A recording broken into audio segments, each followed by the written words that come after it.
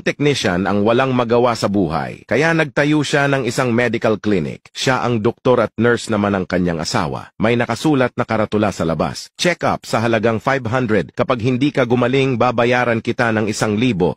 Napadaan ang isang tunay na doktor at nabasa ang karatula. Naisip niyang magpa-check-up para utakan ng technician. Easy money daw, sabi niya.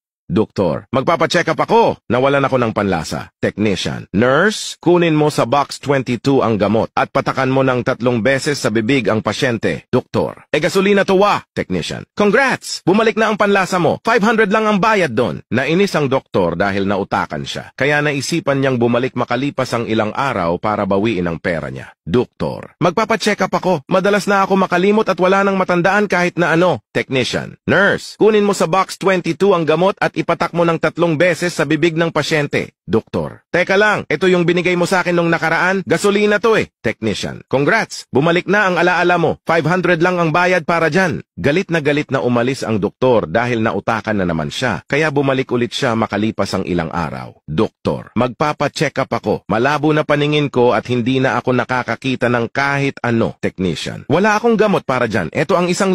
Doktor, 500 pesos lang to ah. Technician, congrats! Malinaw na ang mata mo. 500 lang ang bayad para dyan.